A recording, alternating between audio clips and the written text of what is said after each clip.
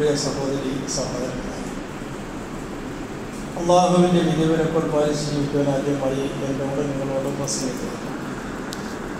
റബ്ബ് സുബ്ഹാനഹു വ തആല നാം ഏവരെയും അനുഗ്രഹിക്കുന്നതിൽ ഉൾപ്പെടുത്തുന്നതാണ്. എല്ലാ വീഴ്ചകളും അള്ളാഹു നമുക്ക് പുറത്തു തരുമാറാണ്. വിശുദ്ധ ഖുർആനിൽ രണ്ട് വസ്തുക്കളുടെ കാര്യം സൂചിപ്പിക്കുന്നുണ്ട്. ഒന്ന് സമ്പത്താണ്, രണ്ടാമത്തേത് സന്താനങ്ങളാണ്. ഇത് അള്ളാഹു പറയുന്നത് ഇത് നമുക്ക് ഉപകാരപ്പെടണമെങ്കിൽ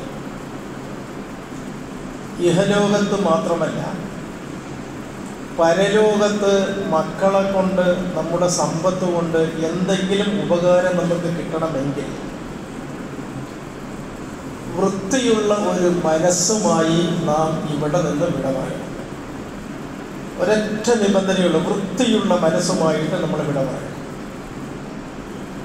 ഖുർആനിൽ ഉപയോഗിച്ച വാക്ക് ഇല്ലാ മൻ അത്തല്ലാഹ ബിഖൽബിൻ സലീം. കൽബ് നാം കേട്ട് പരിചയമുള്ള സുപരിചിതമായ വാക്കാണ്. സലീം എന്ന് പറഞ്ഞിട്ടുണ്ടെങ്കിൽ വൃത്തിയുള്ള എന്ന് അർത്ഥം പറയാനാണ് ഒരു നാടൻ മലയാളമായിട്ട് നമുക്ക് ഉപയോഗത്തിലുള്ളത്. അപ്പോൾ വൃത്തിയുള്ള ഒരു മനസ്സ്. ഈ കൽബെന്ന് പറയുന്നത് രണ്ട് തരത്തിലുള്ള കൽബുണ്ട്. ഞാനതിൻ്റെ വിശദാംശങ്ങളിലേക്ക് കടക്കുന്നതിന് വേണ്ടി ഒരു വാക്കും പറയുന്നില്ല. സയൻസ് പ്രതിപാദിക്കുന്ന ഒരു കൽബുണ്ട്. നമ്മൾക്ക് ഹൃദയം എന്ന് പറയുന്ന ഒരു സംഗതി. ഈ ഹൃദയം പോലും നമുക്ക് ഉപകാരപ്പെടണമെങ്കിൽ, ഞാൻ ഹൃദയത്തിന് എന്തെങ്കിലും പറ്റിയിട്ടുണ്ടെങ്കിൽ, ഞാൻ പറയുന്നത് സയൻസ് പ്രതിപാദിക്കുന്ന ഒരു ഹൃദയത്തെക്കുറിച്ചാണ്. ഇമാം ഗസാലി റഹ്മത്തുള്ളാഹി അലൈഹി ഈ ഹൃദയത്തെക്കുറിച്ച് പറയുന്നത്, ഈ കൽബിനെ കുറിച്ച് പറയുന്നത് സനൂബരിൽ ഷക്കൽ എന്നാണ്. പാലക്കാടിൻ്റെ ഒരു ശൈലിയാണ് എനിക്ക് ഇപ്പോൾ അറിയുന്നത് എന്നതുകൊണ്ട് ഞാൻ പാലക്കാടൻ ശൈലിയാണ് പറയുന്നത്. ഈ വാഴക്കുലയുടെ ഏറ്റവും അഗ്രത്തിലുള്ള തൊങ്ങി നിൽക്കുന്ന സാധനത്തിന് മാണി എന്നാണ് ഇവിടെ പറയുന്നത്. വാഴ മാണി എന്നാണ് ഇവിടെ പറയുക. ആ വാക്ക് ഉപയോഗിക്കുന്നവർ ഉപയോഗിച്ചുകൊള്ളട്ടെ, അല്ലെങ്കിൽ പോയിക്കൊള്ളട്ടെ. അതായത് ഏകദേശം നമ്മുടെ മുഷ്ടി ഒന്ന് ചുരുട്ടി പിടിച്ചാൽ എത്ര വലിപ്പമാണ് ഉള്ളത് അത്രയും വലിപ്പത്തിലുള്ള ഒരു മാംസപിണ്ഡമാണ് നമ്മുടെ ഹാർട്ട് എന്ന് പറയുന്നത്. ഇത് ഒരു പ്രത്യേക സന്ദർഭത്തിൽ, എല്ലാ സന്ദർഭത്തിലും ഇത് അനിവാര്യമായും ഇത് ഉപയോഗപ്പെടുത്തിക്കൊണ്ടേയിരിക്കണം. പക്ഷേ അതിൻ്റെ നിബന്ധന എന്താണെന്ന് ചോദിച്ചാൽ, കാരണം ഒരു സ്പന്ദനം എന്ന് വെച്ചാൽ ഒരു അനക്കം, ഒരു ഇളക്കമുണ്ടായാൽ ഏകദേശം 72 മില്ലി ലിറ്റർ രക്തം എന്ത് ചെയ്യുന്നുണ്ട്, ഒരു സ്പന്ദനത്തിൽ തന്നെ പമ്പ് ചെയ്യുന്നുണ്ട്. ഇങ്ങനെ ഒരു മിനിറ്റും അതുപോലെ ഒരു ദിവസവും കണക്കാക്കിയാൽ 9800 ലിറ്റർ നമ്മുടെ ഈ ഹൃദയത്തിലൂടെ പമ്പ് ചെയ്തു പോവുകയാണ്. 9800 ലിറ്ററിൻ്റെ വലിപ്പം. ഇപ്പം ഞാൻ 9800 എന്ന് പറഞ്ഞപ്പോൾ നിങ്ങൾക്ക് വളരെ ചെറുതായി തോന്നിയിട്ടുണ്ടാകും. കാരണം നമ്മൾ ലക്ഷങ്ങളുടെയും കോടികളുടെയും ആളുകളായതുകൊണ്ട് 9800 വലിയ വിലയില്ല. പക്ഷെ മനസ്സിലാക്കണമെങ്കിൽ നമ്മുടെ വീടുകളിൽ വെച്ച വെള്ള ടാങ്ക് ഉണ്ടല്ലോ, പരമാവധി ആളുകൾ ഒരു 1000 ലിറ്ററാണ്. 1000 ലിറ്റർ വെള്ളമാണ് സാധാരണഗതിയിൽ ഓരോ വീടുകളിലുള്ളത്. 1000ൻ്റെ ഒരു ബോട്ടിൽ എന്ന് പറയാം. അതുപോലെ 10 ടാങ്കുകൾ ഒരു വീട്ടിൽ നിരത്തി വെച്ചാൽ എത്രയുണ്ടോ അത്രയധികം രക്തം നമ്മുടെ ഈ ഹാർട്ടിലൂടെ പമ്പ് ചെയ്യുന്നുണ്ട്. ഒരു ദിവസമാണ് പറയുന്നത്. എനിക്കതിൽ പ്രത്യേക ഒരു സ്വാധീനവുമില്ല. അത് മുഴുവൻ നേർക്കുനേരെ അള്ളാഹു തന്നെയാണ് നിയന്ത്രിക്കുന്നത്. ഇതിന് എന്തെങ്കിലും ഒരു കേടുപാട് സംഭവിച്ചാൽ വിശുദ്ധ ഖുർആൻ പറയുന്നത് ഇതിനും എന്ത് വേണമെന്ന് ചോദിച്ചിട്ടുണ്ടെങ്കിൽ ഹാർട്ട്, ഹൃദയം എന്ന് പറയുന്നത് വൃത്തിയുള്ളതായിരിക്കണം. വൃത്തിയുള്ള മനസ്സാണ് എങ്കിൽ, ഹാർട്ടാണ് എങ്കിൽ അതിനെ ചികിത്സിച്ച് നമുക്ക് മാറ്റാൻ കഴിയും. ഇതേ രീതിയിൽ തന്നെ നാളെ പരലോകത്ത് ഈ വൃത്തിയുള്ള മനസ്സാണ് എങ്കിൽ നിങ്ങൾക്ക് നിങ്ങളുടെ കുടുംബവും നിങ്ങളുടെ സമ്പത്തും ഈ മനസ്സിൻ്റെ ഉടമസ്ഥന് എന്തെങ്കിലുമൊക്കെ ഉപകാരം ചെയ്യാൻ കഴിയും. അതില്ലേ എങ്കിൽ പറയുന്നു നടക്കുന്ന കാര്യമേ അല്ല. അതുകൊണ്ട് ഏറ്റവും പ്രധാനപ്പെട്ട ഒരു വിഷയമെന്ന് പറയുന്നത് നമ്മുടെ മനസ്സിൻ്റെ വൃത്തികേടിനെ ഒന്ന് ശുദ്ധീകരിക്കാനുള്ള പ്രവർത്തനമെന്തോ അത് നാം നടത്തേണ്ടതുണ്ട്. ഞാനിപ്പോൾ പറയുന്നത് രണ്ടാമത് ഖൽബ് എന്ന് പറയുന്നത് അത് അള്ളാഹുവിൻ്റെ പ്രത്യേക ഔദാര്യമുള്ള റബ്ബാനി എന്ന് പറയുന്നത് അത് ദൈവീകമായ ഒരു പ്രത്യേക ഒരു അവസ്ഥയാണ്. ഖൽബ് എന്ന് പറയുന്ന ഹൃദയം എന്ന് പറയുന്ന റൂഹ് എന്ന് പറയുന്ന നഫ്സ് എന്ന് പറയുന്ന ആത്മാവെന്ന് പറയുന്ന വസ്തു ഇത് നന്നായി തീർന്നെങ്കിൽ മാത്രമേ, വിശുദ്ധമാണെങ്കിൽ വൃത്തിയുള്ളതാണെങ്കിൽ ആ വൃത്തിയുള്ള മനുഷ്യൻ നാളെ പരലോകത്ത് രക്ഷപ്പെടും. ഇത് എൻ്റെ വാക്കുകളല്ല. വലാ ബനൂൻ ഇല്ലാ മൻ അത്തല്ലാഹ ബിഖൽബിൻ സലീം. വൃത്തിയുള്ള മനസ്സുമായി ആരാണോ നാളെ അള്ളാഹുവിനെ കണ്ടുമുട്ടാൻ തീരുമാനിച്ചത് അവൻ രക്ഷപ്പെടുമെന്നാണ് പറയുന്നത്. അതുകൊണ്ട് നമ്മുടെ ജീവിതത്തിൽ ഉടനീളം ഏറ്റവും കൂടുതൽ ശ്രദ്ധിക്കേണ്ടത് നമ്മുടെ മനസ്സിനെ ഒന്ന് വൃത്തിയാക്കുക എന്നുള്ളതാണ്. ആ മനസ്സിൻ്റെ വൃത്തികേട് എന്താണ് എന്നതിന് ഒന്ന് രണ്ട് കാര്യങ്ങൾ ഞാനിവിടെ സൂചിപ്പിക്കാം. കാപട്യം അതൊരു വൃത്തികേടാണ്. നമുക്ക് പല സ്ഥലങ്ങളിലും വിജയിച്ചു വരുന്നതിൻ്റെ കാപട്യം അനിവാര്യമായേക്കാം. പക്ഷെ ഞാൻ ആ അനിവാര്യതയെക്കുറിച്ചോ ജീവിതത്തെക്കുറിച്ചല്ല പറയുന്നത്. കാപട്യം എന്ന് പറയുന്നത് ഒരു വൃത്തികേടാണ്. അത് മനസ്സിനെയാണ് വൃത്തികെട്ടതാക്കി മാറ്റുന്നത്. രണ്ടാമത്തേത് വഞ്ചനയാണ്, ആർത്തിയാണ്, അസൂയയാണ്. ഇനി ഇവിടെ പ്രയോഗിക്കുന്ന ഒരു വാക്കാണ് കുനിഷ്ട് എന്ന് പറയുന്നൊരു സംഗതി. മലയാളികളുള്ള പ്രദേശങ്ങളിലൊക്കെ ഇതുണ്ട്. മലയാളികളുള്ളിടത്തൊക്കെ കുനിഷ്ടുണ്ടെന്ന് ഞാൻ പറയുന്നില്ല. കുനിഷ്ട് എന്ന വാക്ക് ഉപയോഗത്തിലുണ്ട്. ഈ കുനിഷ്ട് ഇതുപോലെ പക, വിദ്വേഷം ഇതൊക്കെ മനസ്സിൻ്റെ മാലിന്യങ്ങളാണ്, മനസ്സിനെ വൃത്തികേടാക്കുന്നതാണ്. ആ ഒരു വൃത്തികേടിൽ നിന്ന് നമ്മുടെ ശരീരത്തെ, നമ്മുടെ ഹൃദയത്തെ നമ്മൾ നന്നാക്കിയേ തീരും. നബി സല്ലല്ലാഹു അലൈഹി വസല്ലം പറഞ്ഞ ഒരു ഹദീസ് ഉണ്ടല്ലോ, നമുക്ക് സാധാരണ കേട്ടിട്ടുള്ളതാണ്. ഒരുത്തൻ്റെ മനസ്സ് നന്നായാൽ ഇദാ സലഹ സലഹൽ ജസദു കുല്ലുഹു. ഒരുത്തൻ്റെ ഹൃദയം നന്നായാൽ, വൃത്തിയുള്ളതായാൽ സലഹൽ ജസദു കുല്ലുഹു, ശരീരം മുഴുവനും ശുദ്ധമായി. നമ്മളുടെ മെഡിക്കലിൽ നോക്കിയാൽ എന്താണ്? ഹാർട്ടിൻ്റെ പ്രശ്നമില്ലെങ്കിൽ ബാക്കി എല്ലാം എന്ത് ചികിത്സ ശരിയാക്കാം. പക്ഷേ ഹാർട്ടിനാണ് പ്രതിബന്ധമെങ്കിൽ, അതിലാണ് അഴുക്ക് എങ്കിൽ, അതിലാണ് മാലിന്യം നിറഞ്ഞു കിടക്കുന്നത് എങ്കിൽ നാം ശ്രദ്ധിക്കുക, ബാക്കി എന്ത് പ്രവർത്തനം ചെയ്തിട്ടും രക്ഷപ്പെടുത്താൻ, ആ ശരീരത്തെ രക്ഷപ്പെടുത്താൻ കഴിയില്ല എങ്കിൽ ഏറ്റവും പ്രധാനപ്പെട്ട വിഷയമെന്ന് പറയുന്നത് മനസ്സിൻ്റെ മാലിന്യങ്ങളെ നീക്കം ചെയ്യുക എന്നത് തന്നെയാണ്. ഇത് സാധാരണയായി ഈ റമദാനിൻ്റെ തൊട്ടടുത്ത ദിവസങ്ങളിലൊക്കെ അങ്ങനെ പറയാറുണ്ട്.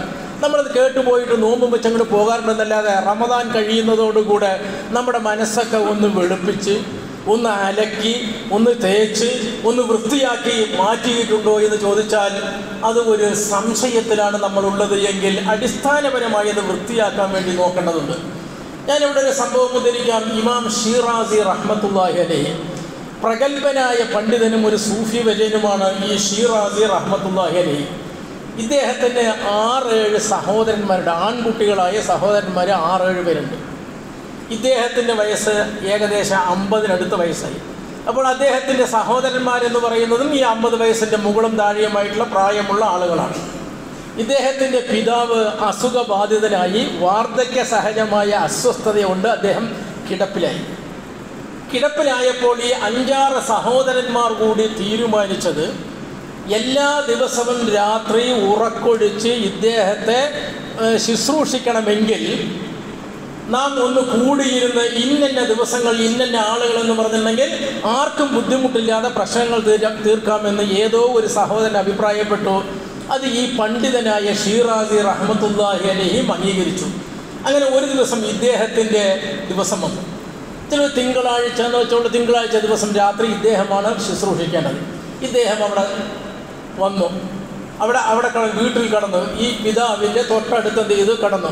അപ്പോൾ ബാക്കിയുള്ള സഹോദരന്മാരും എന്ത് ചെയ്യുന്നുണ്ട്, വന്ന് അവിടെ ചുറ്റുഭാഗം ഇങ്ങനെ കിടക്കുന്നുണ്ട്. അന്നത്തെ വീടിൻ്റെ സൗകര്യം അനുസരിച്ച് അങ്ങനെയാണ്. നമ്മൾ ഇന്നത്തെ വീടിനെ കുറിച്ച് സങ്കല്പിക്കുകയേ വേണ്ട. കാരണം ഇന്നത്തെ വീട് എന്ന് പറഞ്ഞിട്ടുണ്ടെങ്കിൽ ഒരൊറ്റ മനുഷ്യനും പുറത്തുള്ള ആൾക്ക് വന്ന് താമസിക്കാൻ പറ്റാവുന്ന കണ്ടീഷനിലല്ല ഇപ്പോൾ ഉള്ളത്. അതിൻ്റെ ഒരു കാരണം എന്താണെന്ന് ചോദിച്ചിട്ടുണ്ടെങ്കിൽ ഞാൻ എൻ്റെ വിഷയത്തിൽ നിന്ന് മാറുന്നില്ല. നോക്കൂ, മുമ്പ് എൻ്റെ പിതാവിൻ്റെ അല്ലെങ്കിൽ നിങ്ങളുടെ പിതാവിൻ്റെ കാലഘട്ടങ്ങളിൽ റൂമുകൾ ചെറുതായിരുന്നു, ഹാളാണ് വലുതായിരുന്നത്. ഒന്ന് ശ്രദ്ധിച്ചോളേ, റൂമുകൾ ചെറുതായിരുന്നു, ഹാള് വലുതായിരുന്നു. അതുകൊണ്ടുള്ള ഗുണം എന്താണ്? റൂമിലുള്ള അത്യാവശ്യത്തിന് വേണ്ടി ഭാര്യയോ മക്കളോ ഒക്കെ എന്ത് ചെയ്യും, അങ്ങോട്ട് പോകും. അത് കഴിഞ്ഞാൽ അവർ എന്ത് ചെയ്യും, ഈ പൊതുസ്ഥലത്തേക്ക് എത്തും, അവർ വർത്തമാനം പറയും, സൗഹൃദങ്ങൾ പങ്കുവയ്ക്കും, ബാക്കിയുള്ളതൊക്കെ. ഇതല്ല, ഊണ് കഴിഞ്ഞ് നേരെ അവരുടെ വീട്ടിൽ പോയാൽ പിന്നെ ഇവരെ കണ്ടു കിട്ടണമെങ്കിൽ വലിയ പണിയാണ്. നമ്മൾ ആ വീട്ടിൽ പോയി ഇന്ന ആളുണ്ടോ എന്ന് അന്വേഷിച്ചാൽ ഒന്ന് നോക്കട്ടെ, ഒന്ന് തിരയട്ടെ എന്നാ പറയുക. കാരണം പുതിയ സംവിധാനത്തിൽ ഇത്തരത്തിലുള്ള ബന്ധങ്ങളൊന്നുമില്ല. ഞാൻ അതിനെക്കുറിച്ചല്ല പറയുന്നത്. ഇവിടെ ഈ ഷീറാസി റഹ്മത്തുള്ളാഹി അലൈഹിയുടെ ദിവസം വന്നു, പിതാവിനെ നോക്കേണ്ട ദിവസം. ആ ദിവസം വന്നപ്പോൾ അദ്ദേഹം എന്ത് ചെയ്ത്, ഉറക്കൊഴിച്ച് നോക്കി. ഇടയ്ക്ക് ഇങ്ങനെ എന്ത് ചെയ്യുക, അറിയാതെ ഉറങ്ങിപ്പോകും. അങ്ങനെ ഉറങ്ങി എഴുന്നേറ്റൊക്കെ കൂടെ തഹജ്ജുദിൻ്റെ സമയമായപ്പോൾ ഈ ഷീറാസി റഹ്മത്തുള്ളാഹി അലൈഹി എന്ന് പറയും നല്ല പണ്ഡിതൻ, വൃത്തിയുള്ള മനസ്സുള്ള ആൾ. ആ മനുഷ്യൻ തഹജ്ജുദൊക്കെ നമസ്കാരം കഴിഞ്ഞ് വാപ്പാക്ക് ഒതുവൊക്കെ എടുത്തു കൊടുത്ത് തയമ്മുമൊക്കെ ചെയ്തുമൊക്കെ റെഡിയാക്കി എന്ത് ചെയ്ത് കൊടുത്ത് വാപ്പയും എന്ത് ചെയ്ത് തഹജ്ജുദ് നമസ്കരിച്ചു. ഈ മനുഷ്യൻ തഹജ്ജുദ് നമസ്കരിച്ച ശേഷം അവിടെ ഇരുന്നിട്ട് വാപ്പാൻ്റെ അടുത്തിരുന്നിട്ട് വാപ്പയുമായിട്ട് നല്ല സൗഹൃദ ബന്ധം, ഒരു അറ്റാച്ച്മെൻ്റൊക്കെ കൂടുതൽ, ഇതൊക്കെ ഒന്നുകൂടെ പ്രകടിപ്പിക്കുന്നതിന് മൂപ്പര് പറഞ്ഞു, ഈ എൻ്റെ സഹോദരന്മാർ ഇങ്ങനെ കിടന്ന് കയ്യും കാലും നീട്ടി നിവർത്തിയിരുന്ന് കിടക്കുകയാണല്ലോ, ഒന്ന് എണിച്ച് 2 റക്കാത്തെങ്കിലും നിസ്കരിച്ചുകൂടെ എന്ന് ചോദിച്ചു. ആര്? വാപ്പാനോട് ചോദിച്ചു. 2 റക്കാത്തെങ്കിലും അവർ നിസ്കരിച്ചുകൂടെ എന്ന് പറഞ്ഞ് അത് ചെയ്ത് ചോദിച്ചു. ഇത് കേട്ട പിതാവ്, അതായത് ഈ 6-7 ആളുകളുടെ വാപ്പ ആരോഗ്യം തകർന്ന് എല്ലാ കിടപ്പിലാണ്, നല്ല കിടപ്പിലാണ്. ആ മനുഷ്യൻ, ആ വന്യ പിതാവ് പറഞ്ഞതെന്ന് വെച്ചാൽ, ബാക്കിയുള്ളവരെ കുറ്റം പറയുന്നതിന് വേണ്ടിയാണോ നീ എന്നെ ശുശ്രൂഷിക്കുന്നതിന് വേണ്ടി ഇരുന്നതെന്നാണ്. ഒരു നന്മ ചെയ്യാനുള്ള സൗകര്യവും മനസ്സും വിദ്യാഭ്യാസവും യോഗ്യതയും അള്ളാഹു നിനക്ക് തന്നത് നിന്റെ കൂടപ്പിറപ്പായ സഹോദരങ്ങളോട് അവരെക്കുറിച്ച് എന്നോട് വേണ്ടാത്തത് പറയാൻ വേണ്ടിയിട്ടാണോ ഈ സൗകര്യം നിനക്ക് ലഭിച്ചത്? എന്താണ് ഇതിനേക്കാൾ നല്ലത് നീ എന്നെ നോക്കാൻ വരാതിരിക്കലായിരുന്നു എന്ന് പിതാവിൻ്റെ പറച്ചൽ. ഞാൻ പറഞ്ഞു വന്നത് എന്താണെന്ന് ചോദിച്ചിട്ടുണ്ടെങ്കിൽ, ഈ വൃത്തിയുള്ള മനസ്സ് എന്ന് പറയുന്നത് ചെറിയ കാര്യങ്ങൾ മുതൽ വലിയ കാര്യങ്ങൾ വരെയുണ്ട്. വൃത്തികേട് എവിടെയാണ് ഉണ്ടാകുന്നത് വെച്ചിട്ടുണ്ടെങ്കിൽ, നമ്മുടെ ഈഗോ എന്ന് പറഞ്ഞൊരു സംഗതിയുണ്ട്. എല്ലാവരിലും വ്യാപകമായിട്ടൊരു കാര്യമാണ്. ഈ ഈഗോ എന്ന് പറയുന്നത് അവസാനിപ്പിക്കാൻ നമുക്ക് കഴിഞ്ഞാൽ ഒരു പരിധിയോളം നമ്മുടെ മനസ്സ് വൃത്തിയാകും. ഞാൻ ഈഗോവുമായി ബന്ധപ്പെട്ടുകൊണ്ട് ഒരു പ്രവാചകൻ സല്ലല്ലാഹു അലൈഹി വസല്ലമയുടെ ഒരു സംഭവം ഉദ്ധരിക്കാം. നബി സല്ലല്ലാഹു അലൈഹി വസല്ലമയുടെ വീട്ടിൽ ഒരു ദിവസം ആയിഷ റളിയല്ലാഹു അൻഹയുടെ ശബ്ദം വളരെ ഉച്ചത്തിൽ നബി കേൾക്കുകയാണ്. അവർ തമ്മിലുള്ള ചെറിയ ഒരു കുടുംബ പ്രശ്നം. ആയിഷ റളിയല്ലാഹു അൻഹ വർത്തമാനം പറഞ്ഞ് അതല്പം ശബ്ദം പുറത്തേക്ക് പോകുന്ന അവസ്ഥയിലെത്തി. തൊട്ട് അയൽവാസി അബൂബക്കർ സിദ്ദീഖ് റളിയല്ലാഹു അൻഹു ആണ് എന്ന് പറഞ്ഞാൽ ഈ ആയിഷയുടെ പിതാവ്. അപ്പോൾ ഈ ആയിഷയും നബി സല്ലല്ലാഹു അലൈഹി വസല്ലമയും തമ്മിൽ പ്രശ്നവും വഴക്കും ശബ്ദമുഖരിതമായാൽ ഈ പിതാവിന് വീട്ടിലിരിക്കാൻ കഴിയില്ല. മൂപ്പര് പതുക്കെ എഴുന്നേറ്റ് വന്ന് ആര് കുറ്റം ചെയ്തു എന്നൊന്നും തിരക്കിയില്ല. ഒരു സാധാരണ പിതാവിൻ്റെ രീതി അനുസരിച്ച് നേരെ ആയിഷ റളിയല്ലാഹു അൻഹയെ ആയിഷ റളിയല്ലാഹു അൻഹ മുമ്പിൽ നിന്നുകൊണ്ട്, നീ ഇങ്ങനെയാണോ വർത്തമാനം പറയുക, ഒരു മര്യാദയില്ലേ ലെവലില്ലേ എന്നൊക്കെ പറഞ്ഞുകൊണ്ട് ഒരുപാട് ഇങ്ങനെ ശകാരിച്ചു. ശകാരം ഇങ്ങനെ വർദ്ധിച്ചുകൊണ്ടേയിരുന്നപ്പോൾ നബി സല്ലല്ലാഹു അലൈഹി വസല്ലം ഇത് കണ്ടുകൊണ്ട് വന്നിട്ട് ആയിഷയുടെയും അബൂബക്കറിൻ്റെയും മധ്യത്തിൽ നിന്നുകൊണ്ട് പറഞ്ഞു, ഈ അങ്ങനെയൊന്നുമില്ല എന്നൊക്കെ പറഞ്ഞത്. ഇത് പതുക്കെ അബൂബക്കർ റളിയല്ലാഹു അൻഹു അങ്ങോട്ട് പറഞ്ഞയച്ചു പോയിട്ട്. അപ്പോൾ പ്രശ്നം കഴിഞ്ഞു എന്ന് പറഞ്ഞ് അബൂബക്കർ റളിയല്ലാഹു അൻഹു എന്ത് ചെയ്തു, നേരെ തിരിച്ച് വീട്ടിലേക്ക് പോയി കഴിഞ്ഞപ്പോൾ നാം മനസ്സിലാക്കേണ്ടത്, ജീവിതത്തിൻ്റെ പച്ചയായ നല്ല സത്യമെന്ന് പറയുന്നത്, ആയിഷ റളിയല്ലാഹു അൻഹയോട് നബി സല്ലല്ലാഹു അലൈഹി വസല്ലം പറയാണ്, നിൻ്റെ വാപ്പ ഇവിടെ വന്നപ്പോൾ നമ്മൾ തമ്മിൽ വലിയ ബഹളമായിരുന്നു, പക്ഷേ വന്നു കഴിഞ്ഞ ഉടനെ നിന്നെ രക്ഷിക്കുന്നതിന് വേണ്ടി ഞാൻ എന്തൊക്കെയാണ് നിൻ്റെ വാപ്പാൻ്റെ അടുത്ത് പറഞ്ഞിട്ടുള്ളത്, അപ്പോഴും നിന്നോടുള്ള സ്നേഹം എനിക്ക് കുറഞ്ഞിട്ടില്ല എന്ന് പറഞ്ഞു. ഞാനും അങ്ങനെ തന്നെ, എനിക്ക് നിങ്ങളോടും സ്നേഹം വല്ലാത്ത സ്നേഹമാണ്. എന്ന് പറയുകയും ഇവർ തമ്മിൽ പൊട്ടിച്ചിരിക്കുകയും ചെയ്യും. ഈ ചിരിയുടെ ശബ്ദം ഈ ഇറങ്ങിപ്പോയ അബൂബക്കർ റളിയല്ലാഹു അൻഹു തൻ്റെ വീട്ടിൽ വെച്ച് കേൾക്കുകയാണ്. നബി സല്ലല്ലാഹു അലൈഹി വസല്ലമയുടെ മാമനാരെന്ന് പറയുന്ന അമ്മോശൻ്റെ കാര്യമാണ് പറയുന്നത്. ഇങ്ങനെ ചിരിക്കുന്ന ശബ്ദം കേട്ടപ്പോൾ അബൂബക്കർ റളിയല്ലാഹു അൻഹു നേരെ വീട്ടിലേക്ക് എന്ത് ചെയ്തു പോയി. ഈ വീട്ടിലേക്ക്, നബിയുടെ വീട്ടിലേക്ക് കയറി ചെന്നപ്പോൾ ഇവർ രണ്ടുപേരും പരസ്പരം പറഞ്ഞ് ചിരിക്കുകയാണ്. ഇത് കണ്ടപ്പോൾ അബൂബക്കർ റളിയല്ലാഹു അൻഹുവും ഈ ചിരിയിൽ പങ്കാളിയായി. നമ്മുടെ വീട്ടിൽ ഭാര്യയും ഭർത്താവും തമ്മിൽ ഒരു പിണക്കം നടന്നാലും, ഒരു പിണക്കം നടന്നു, എന്നിട്ട് അമ്മോശ് എന്ന് പറഞ്ഞ ആൾ കയറി വന്നു. ഇത് തീരുമെന്ന് ആലോചിച്ചു. ഒരു ഭാര്യയും ഭർത്താവും തമ്മിലുള്ള പിണക്കങ്ങൾ മനസ്സിൽ ചളിയില്ല എങ്കിൽ, മനസ്സിൽ വൃത്തിയാണ് ഉള്ളത് എങ്കിൽ തീരുമത്. ഇത് പ്രവാചക കുടുംബത്തിന്റെ സുന്നത്താണ്. കാരണം എല്ലാവരും മരണപ്പെട്ട നാളെ പരലോകത്ത് പോകേണ്ടതാണ്. വലതുൻ സാലിഹുൻ യദ്ഉ ലഹു, തനിക്ക് വേണ്ടി പ്രാർത്ഥിക്കുന്ന നല്ല കുഞ്ഞുങ്ങളെ കിട്ടണമെങ്കിൽ, അവരുടെ പ്രാർത്ഥന ഉപകാരപ്പെടണമെങ്കിൽ അള്ളാഹു പറയുന്നു ബിഖൽബിൻ സലീം, നല്ല വൃത്തിയുള്ള ഹൃദയവുമായിട്ടാണ് നിങ്ങൾ ഇവിടെ നിന്ന് മരണപ്പെട്ടു പോകേണ്ടത്. ഇതെന്താന്ന് ചോദിച്ചിട്ടുണ്ടെങ്കിൽ, ഈ ഭാര്യ ഭർത്താവ് എന്ന് പറയുന്ന നബി സല്ലല്ലാഹു അലൈഹി വസല്ലമയ്ക്കും ആയിഷ റളിയല്ലാഹു അൻഹയ്ക്കും ഇടയിൽ ഈഗോ ക്ലാഷ് എന്ന് പറയുന്ന ഒരു സംഗതി ഇല്ല. നമുക്കുണ്ട്, എനിക്കുണ്ട്, നിങ്ങൾക്കുണ്ടോ സംശയമാണ്. കാരണം എല്ലാവരുടെ മുഖവും നല്ല പ്രസന്നമായിരിക്കുന്നതുകൊണ്ട് നിങ്ങൾക്കൊന്നും അത് ഇല്ല എന്ന് ഞാൻ സമ്മതിക്കുകയാണ്. എന്താണത് മാറാൻ എന്താ വഴിയെന്ന് ചോദിച്ചിട്ടുണ്ടെങ്കിൽ ഒന്നുമില്ല. നമ്മളുമായി പിണങ്ങിയ ആളുകളെ ഒന്ന്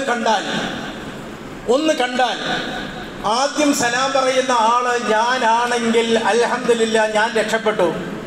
നമ്മളെന്താ പറയാ? അവനുമായിട്ടൊക്കെ ഞാൻ പിണക്കമൊക്കെ ഉണ്ടായിരുന്നു, ഞാൻ മിണ്ടിയതല്ലേ കുറേ ദിവസമായി.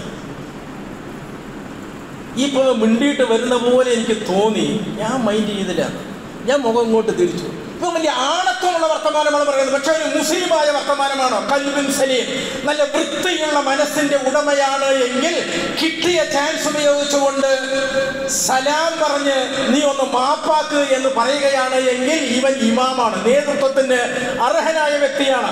കാരണം നല്ല മനസ്സാണ്. ഈ ഈഗോ ക്ലാഷാണ് പല പ്രശ്നങ്ങൾ ഉണ്ടായിട്ടും അത് തീരാതിരിക്കുന്നതിന്റെ കാരണം ഇതാണ്.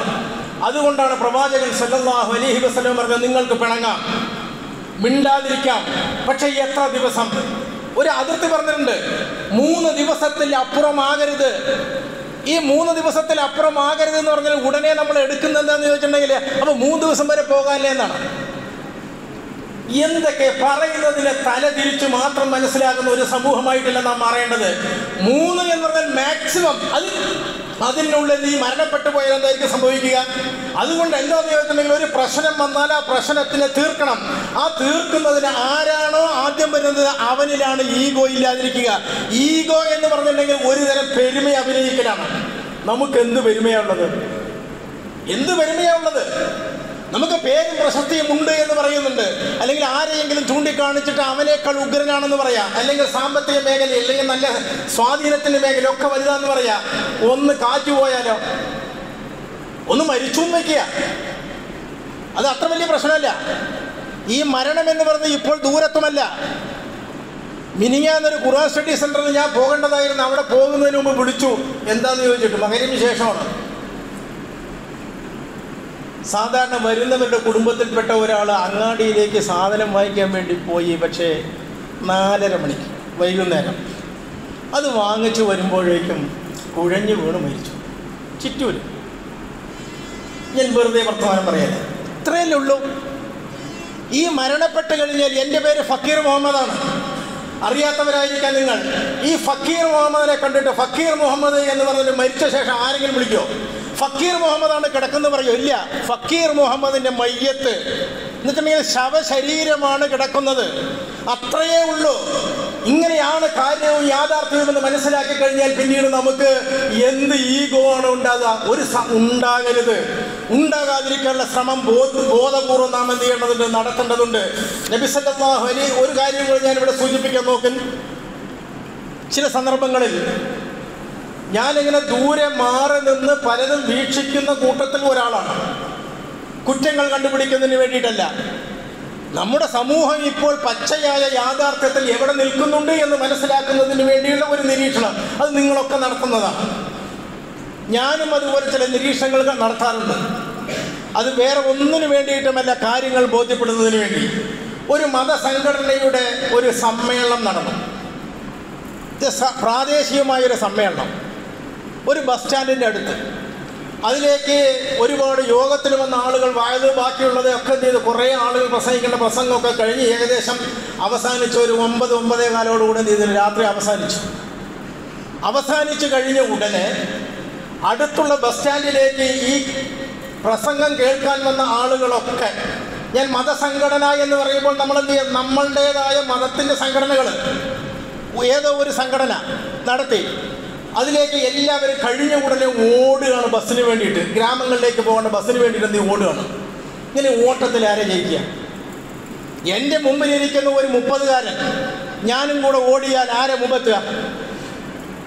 പ്രായമുള്ളവരും കുട്ടികളും സ്ത്രീകളും എല്ലാവരും അടങ്ങുന്ന ഈ സമൂഹം ബസ് സ്റ്റാൻഡിലേക്ക് വേണ്ടി, ബസ്സിന് വേണ്ടി എന്ത് ചെയ്യുന്നു, വളരെ വേഗതയിൽ ഓടുകയോ നടത്തുകയൊക്കെ ചെയ്യുന്നത്. അവസാനം ബസ് സ്റ്റാൻഡിലേക്ക് നോക്കുമ്പോൾ നല്ല യുവാക്കളും അതുപോലെ ശേഷിയുമുള്ള ആളുകളൊക്കെ ബസ്സിൽ കയറി ഒരു സീറ്റ് പിടിച്ചു കഴിഞ്ഞു. 1-2 സീറ്റ് അവിടെ ബാക്കിയുണ്ട്. അത് എൻ്റെ ഭാര്യയ്ക്ക് വേണ്ടിയിട്ടാണ്, എൻ്റെ പെങ്ങൾക്ക് വേണ്ടിയിട്ടാണ്, എൻ്റെ സഹോദരന് വേണ്ടിയിട്ടാണ് എന്നൊക്കെ പറഞ്ഞു. അതും കൂടെ പറഞ്ഞു. ഇപ്പോൾ ആരാ ബാക്കി? ഇപ്പോൾ ഇവിടെ ആരാ ബാക്കി? അതെ, ശേഷിയില്ലാതെ, ശേഷിക്കുറവുള്ള, ന്യൂനതകളുള്ള, ബുദ്ധിമുട്ട് അനുഭവിക്കുന്ന ആളുകൾ മുഴുവൻ പുറത്ത്, ആരോഗ്യശാലികളായ ആളുകൾ മുഴുവനും അകത്ത് ബസ്സിൽ. ഇതുവരെ അവർ കേട്ട വാഴെന്താ? എന്താണ്? ഞാൻ പറയുന്നത് ഒരാളുടെ വാഴനെ കുറിച്ച് നന്നായിരിക്കുന്നു എന്നോ അല്ലെങ്കിൽ അതുപോലെ പറയലല്ല. നമ്മുടെ ജീവിതത്തിൽ അത് കേട്ടുകൊണ്ട് എന്തെനിക്ക് സംഭവിച്ചു, എന്തെനിക്ക് മാറ്റം വന്നു, ഇതാണ് നാം നോക്കേണ്ടത്. ഇവിടെയൊക്കെ അശരണരായ ആളുകൾ പുറത്തും എല്ലാറ്റും കഴിവുള്ള ആളുകൾ അകത്തും എന്ന് പറഞ്ഞാൽ ഇതുവരെ കേട്ട മല്ലം യുവക്കിർ സഹീറന, മല്ലം യുവക്കിർ കബീറന, നമ്മളുടെ കൂട്ടത്തിലുള്ള വലിയ മനുഷ്യന്മാരെ ആദരിക്കാത്തവൻ എൻ്റെ കൂട്ടത്തിൽപ്പെട്ടവനല്ല. ഇത് പ്രവാചക വചനമാണ്, നിർദ്ദേശമാണ്, വാതിൽ പറയുന്നതാണ്, കേട്ടതാണ്, ഒക്കെയാണ്. പക്ഷെ ഇതിന്റെ പ്രായോഗിക രൂപം എവിടെയാണ്? എവിടെ? ഒരുപാട് സന്ദർഭങ്ങളുണ്ട്. ഞാൻ പോകുന്ന കാറിൽ, ഞാൻ കാറിൽ പോവുകയാണെങ്കിൽ എന്നുള്ള സങ്കല്പത്തിലാണ് പറയുന്നത്. നമുക്ക് കാറും വണ്ടിയൊന്നുമില്ല. കാറിൽ ഡ്രൈവറുണ്ട്, ഞാനും ഉണ്ട്. എൻ്റെ വഴിക്ക് പോകുന്ന വേറെ 3-4 പേര് റോട്ടിൽ കാത്തു നിൽക്കുന്നുണ്ട്. ഒന്ന് കയറ്റിയാൽ എന്താ, വല്ല തേഞ്ഞു പോകും. ഈ സാഹോദര്യ ബന്ധം എന്താ? ഈ സാഹോദര്യത്തിന് അർത്ഥം? ഈ സാഹോദര്യത്തിന് അർത്ഥം എന്താണ്? കണ്ടാൽ ചിരിക്കുക സുന്നത്താണ്. കണ്ടാൽ ചിരിക്കാൻ കഴിയുന്ന വ്യക്തികൾ സ്വാഭാവികമായും താനുമായും നല്ല ബന്ധം, ഇണക്കത്തിന് വേണ്ടി ശ്രമിക്കുമെന്നുള്ളത് സുന്നത്താണ്. തബസ്സുമുഖ ലിവജ്ഹി അഖീക സദഖ, നീ നിന്റെ സഹോദരൻ നോക്കി ഒന്ന് പുഞ്ചിരിക്കുക സദഖയാണ്. ഈ സദഖ എപ്പോഴാണ് ഉണ്ടാകുക? സാധാരണ ബന്ധമുള്ളവരിലേക്കും പരിചയക്കാരോട് മാത്രമല്ല, പരിചയമുള്ളവരോടും അതല്ലാത്തവരും നോക്കി ചിരിക്കുക എന്നുള്ള സുന്നത്താണ്. എൻ്റെ നബി, നമ്മുടെ പ്രവാചകൻ സല്ലല്ലാഹു അലൈഹി വസല്ലമ, കൂടെ ജീവിച്ച സഹാബാക്കൾ, അവർ പ്രവാചകനോട് മത്സരിച്ച് ജയിക്കണമെന്ന് തീരുമാനിച്ചു ഒരു വിഷയത്തിൽ. ഇനി പ്രവാചകനെ കാണുമ്പോൾ ആദ്യം സലാം പറയുന്നത് ഞാനായിരിക്കും, പ്രവാചകനായിരിക്കില്ല എന്നാളുകൾ തീരുമാനിച്ചു. ഈ തീരുമാനിച്ചതിന് ശേഷം കുറെ കഴിഞ്ഞതിന് ശേഷം ഈ സഹാബാക്കൾ തന്നെ കൂടിയിരുന്ന് പറഞ്ഞു, ഈ വിഷയത്തിൽ മാത്രം എൻ്റെ പ്രവാചകനെ പരാജയപ്പെടുത്താൻ എനിക്ക് കഴിഞ്ഞില്ല. എന്തോ ഒരു പ്രവാചകനാണ് നമ്മുടെ പ്രവാചകൻ. നോക്കൂ, പ്രവാചകന്റെ മനസ്സ് നോക്കൂ, ഒരു വൃത്തികേടുമില്ലാലോ.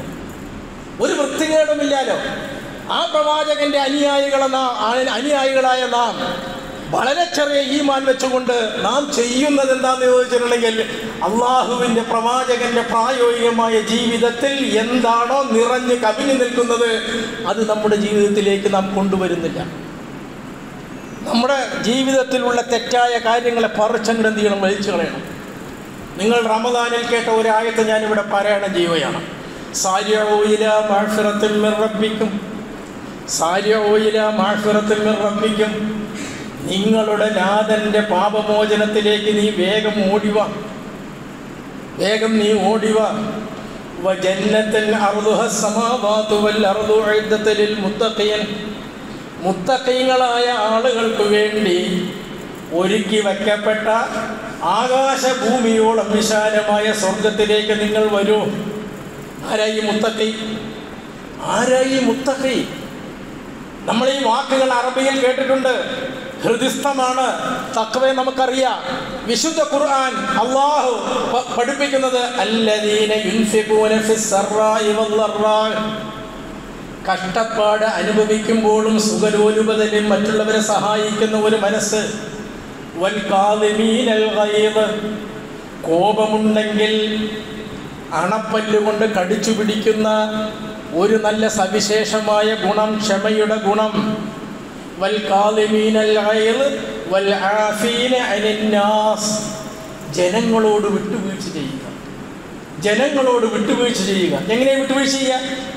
അവനെന്തെങ്കിലും അബദ്ധത്തിലൊന്ന് പറഞ്ഞിട്ടുണ്ടാകും എന്നെ, അല്ലെങ്കിൽ ബോധപൂർവം പറഞ്ഞിട്ടുണ്ടാകും. ഈ ബോധപൂർവം പറഞ്ഞ കാര്യത്തെ നമുക്കെന്ത് ചെയ്യണം? അവഗണിക്കാൻ. ആഫീന അനിൻ നാസ്, റമദാനിൽ എല്ലാവരും പ്രാർത്ഥിച്ച ഒരു പ്രാർത്ഥനയാണ് അല്ലാഹുമ്മ ഇന്നക അഫ്വുൻ തുഹിബ്ബുൽ അഫ്വ. പടച്ചവനെ നീ വിട്ടുവീഴ്ച ചെയ്യുന്നവനാണ്, എനിക്ക് നീ വിട്ടുവീഴ്ച ചെയ്യുക. പടച്ചവൻ വിട്ടുവീഴ്ച ചെയ്യുന്നവനാണ്, അതുകൊണ്ട് എനിക്ക് നീ വിട്ടുവീഴ്ച ചെയ്യുക.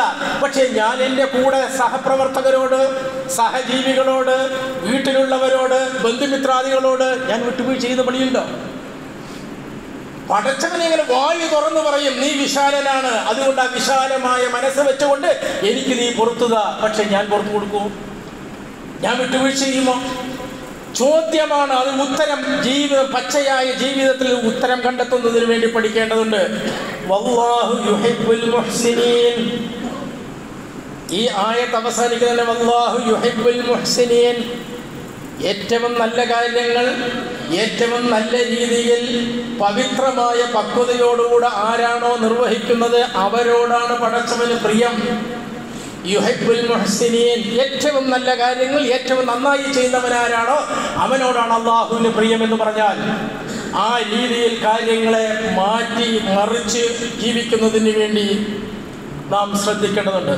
ഒരു വാക്കുകൂടെ ഞാൻ പറയാൻ ആഗ്രഹിക്കുകയാണ്. നിങ്ങളിൽ മറ്റുള്ള ഒരാളുമായിട്ട് നിങ്ങൾ പിണങ്ങിയാൽ വർത്തമാനത്തിന് ശബ്ദം കൂടും. പക്ഷെ ഏതുവരെ കൂടാം? തങ്ങളിരിക്കുന്ന സദസ്സിനകത്ത് തന്നെ ആ ശബ്ദം എന്ത് ചെയ്യണം? അടങ്ങി നിൽക്കണം. അതിനപ്പുറത്തേക്ക് പോകരുത്. ചില ആളുകളോടൊക്കെ അതുപോലെ സന്ദർഭം പറഞ്ഞാൽ പറയും, എന്നെ നിങ്ങൾക്ക് അറിയില്ലേ, ഞാൻ പണ്ടേ ഭയങ്കര ശബ്ദത്തിലല്ലേ. ഈ ശബ്ദമൊക്കെ അടങ്ങുന്ന ഒരു സംഗതി ഉണ്ടല്ലോ, ആ ഒരു നേരമുണ്ടല്ലോ, അതിനെക്കുറിച്ചുള്ള ഓർമ്മ നമുക്ക് വേണ്ടതില്ലേ? ശബ്ദം നമ്മൾ ഇരിക്കുന്ന സദസ്സിൻ്റെ അപ്പുറത്തേക്ക് പോകുന്നത് ഒരു നല്ല രീതിയിലല്ല. കാരണം ശബ്ദം കൊണ്ടും മറ്റുള്ളവരെ പരാജയപ്പെടുത്തുക അതൊരു സുന്നത്തെ അല്ല. രണ്ടാമത്തേത് 3 ദിവസം കിട്ടും, അതിനപ്പുറം പോകരുത്. ഏറ്റവും കൂടുതൽ മാക്സിമം ഏറ്റവും കൂടുതൽ പറഞ്ഞ 3 ദിവസം വരെ. ഇതൊക്കെ നമ്മുടെ ജീവിതത്തിൽ ഇങ്ങനെ പാലിച്ചു നോക്കിയാൽ ഇപ്പോൾ നിങ്ങൾ മനസ്സുകൊണ്ട് ചിന്തിക്കുമെങ്കിൽ ഞാൻ ഇന്ന ആളുകളുമായിട്ട്, ഇന്ന കുടുംബവുമായിട്ട്, എൻ്റെ സഹോദരിയുമായിട്ട്, അളിയനുമായിട്ട്, അവരുടെ മക്കളുമായിട്ട്, അതുമായുള്ള ബന്ധപ്പെട്ട ആളുകളുമായിട്ട് ഒരുപാട് മാസങ്ങൾ മിണ്ടാതിരിക്കുകയാണല്ലോ എന്ന് ഇപ്പോൾ നിങ്ങളുടെ മനസ്സിൽ ഈമാൻ ഉണ്ട് എങ്കിൽ തോന്നിയിരിക്കാനുള്ള സാധ്യതയുണ്ട്. അതെ, ആ സാധ്യത ഉപയോഗപ്പെടുത്തിക്കൊണ്ട് അത് മാറി നിങ്ങളൊന്ന് അവരുമായിട്ട് ബന്ധപ്പെടുക. തീർച്ചയായിട്ടും നല്ല പ്രതികരണമാണ് ഇഹലോകത്തും പരലോകത്തും ഉണ്ടാകുക. അതിലേറെ മലക്കുകൾ പറയുമല്ലോ, ആ മനുഷ്യൻ പോയി ഇത്ര വലിയ മനുഷ്യൻ്റെ അടുക്കൽ ചെയ്തിരിക്കുന്നു, പോയി തൻ്റെ കാര്യങ്ങളൊക്കെ പറഞ്ഞ് മാപ്പ് ചോദിച്ചിരിക്കുന്നു എന്ന് അള്ളാഹു അങ്ങോട്ട് കേട്ടാലുണ്ടല്ലോ, നമ്മളിൽ റഹ്മത്ത് ചെയ്യും, നമ്മളിൽ ബർക്കത്ത് ചെയ്യും, നമ്മളിൽ ഒരുപാട് വിശാലമായ ജീവിത മേഖലകൾ അള്ളാഹു ഇവിടെയും പരലോകത്തും തരും. ഇത്തരം കാര്യങ്ങൾ മനസ്സിലാക്കി ബോധപൂർവം ഇൻഷാ അല്ലാഹ് നന്മകൾ ചെയ്യുന്നതിലേക്ക് വരിക. അള്ളാഹു നമ്മെ അനുഗ്രഹിക്കുമാറാകട്ടെ.